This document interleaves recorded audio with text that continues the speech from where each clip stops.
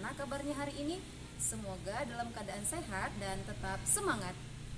Anak hebat, kembali lagi nih bersama Bu Nurul pada pembelajaran ilmu pengetahuan alam. Anak hebat, masih ingatkah kamu fungsi paru-paru, lambung, dan usus? Fungsi utama paru-paru adalah sebagai tempat pertukaran gas oksigen dengan gas karbon dioksida. Fungsi lambung menyimpan makanan dan menghancurkan makanan yang kita makan. Selanjutnya, makanan yang sudah dicerna akan dibawa masuk ke usus halus sebagai proses akhir pencernaan. Makanan yang tidak dicerna akan didorong ke usus besar, dan di dalam usus besar akan terjadi penyerapan air. Setelahnya, sisa pencernaan makanan akan dikeluarkan melalui anus.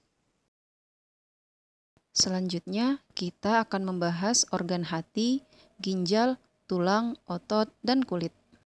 Adakah yang sudah tahu bagaimana bentuk dan fungsi kelima organ tersebut?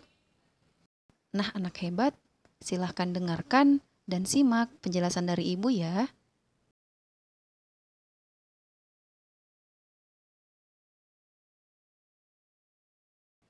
Organ yang pertama adalah hati dan ginjal.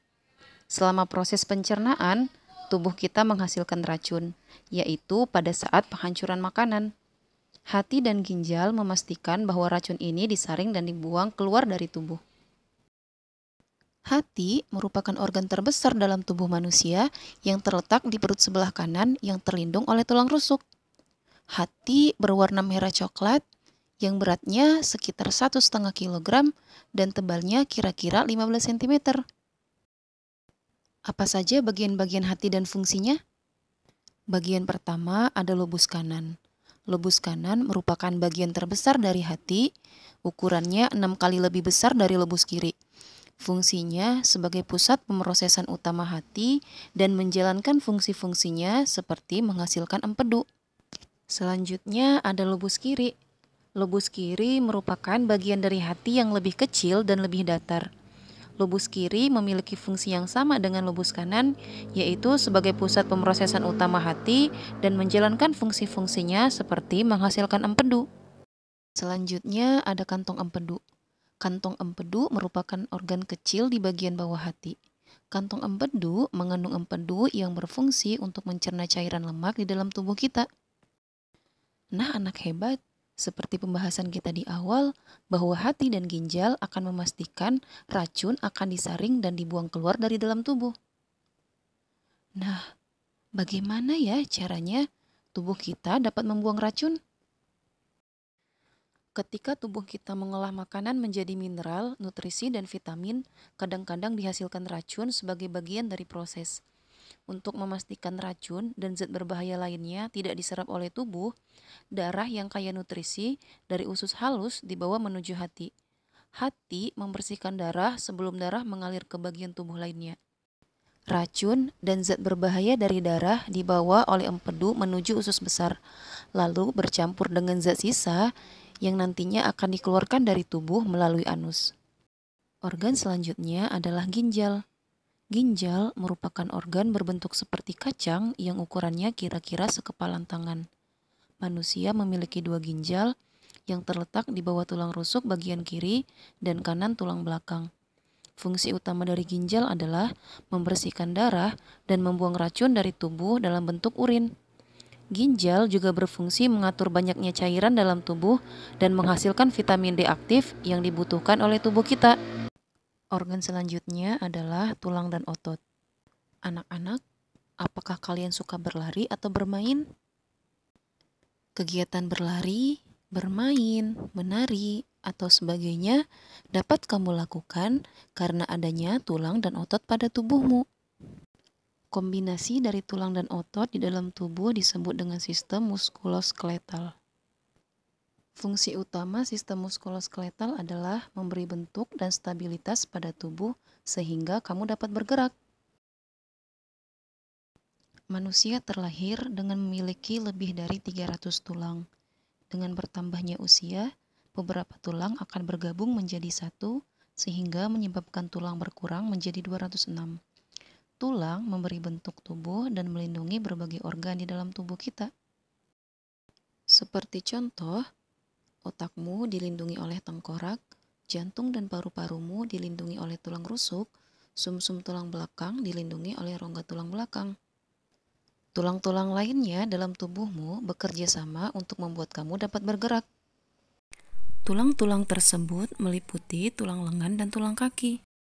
Tulang lengan diantaranya adalah tulang lengan atas, tulang pengumpil, dan tulang hasta. Sedangkan tulang kaki diantaranya adalah tulang paha, tulang kering, dan tulang betis. Selanjutnya adalah sendi. Sendi merupakan bagian tubuh yang menghubungkan tulang-tulang kita. Sendi dapat membuat tulang dapat bergerak atau berputar.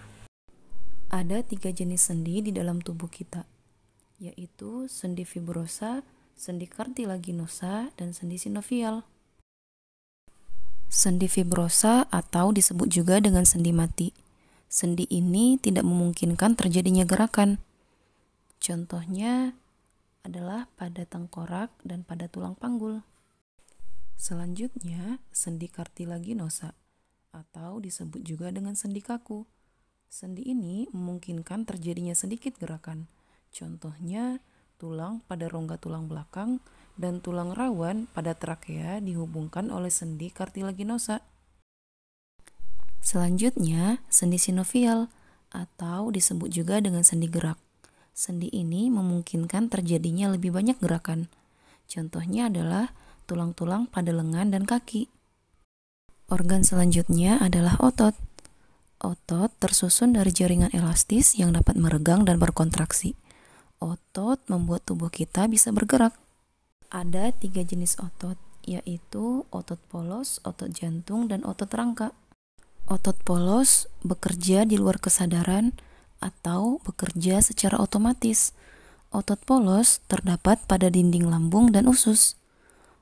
Otot jantung juga bekerja di luar kesadaran. Otot jantung ini terdapat pada jantung. Sementara otot rangka merupakan otot yang menempel pada tulang-tulang. Otot rangka membuat tubuh kita dapat bergerak, memperbaiki postur tubuh, dan menghasilkan panas dalam tubuh kita. Organ selanjutnya adalah kulit. Kulit merupakan indera peraba yang berfungsi menutupi dan melindungi semua bagian tubuh. Otot, tulang, dan organ tubuhmu dapat terkena banyak zat berbahaya yang ada di sekelilingmu bila tidak ada kulit. Selain itu, kulit dapat menjaga tubuhmu tetap pada suhu yang tepat. Kulit tersusun dari beberapa lapisan, diantaranya adalah epidermis, dermis, hipodermis, pembuluh darah, kelenjar minyak, kelenjar keringat, dan folikel. Lapisan epidermis. Lapisan epidermis merupakan lapisan terluar dari kulit yang berfungsi sebagai perlindungan. Sel pada lapisan terluar epidermis selalu digantikan oleh sel yang baru. Sel dermis.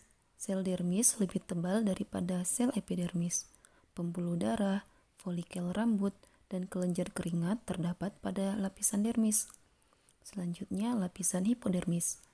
Lapisan hipodermis berada di bawah dermis dan menghubungkan kulit dengan otot dan tulang. Lapisan ini dapat membantu menjaga suhu tubuh. Selanjutnya, kelenjar minyak. Kelenjar minyak memberikan sebum pada folikel rambut. Sebum adalah sejenis minyak yang membuat kulit tetap lembab, halus, dan lembut. Sebum juga melindungi kulit dari zat berbahaya yang ada di lingkungan sekitar kita. Selanjutnya adalah folikel rambut. Folikel rambut membentuk rambut pada seluruh tubuh kita. Rambut membantu mengatur suhu tubuh, melindungi suhu tubuh, dan melindungi tubuh kita dari luka. Selanjutnya, kelenjar keringat. Kelenjar keringat menghasilkan keringat jika suhu panas. Keringat tersusun dari air, garam, dan beberapa bahan kimia lainnya. Selanjutnya, pembuluh darah. Pembuluh darah menyediakan nutrisi bagi kulit dan membantu mengatur suhu tubuh. Suhu panas dapat memperlebar pembuluh darah dan mengakibatkan lebih banyak darah mengalir dekat permukaan kulit sehingga panas dapat dikeluarkan dari tubuh. Suhu dingin mengecilkan pembuluh darah yang dapat menahan panas tubuh.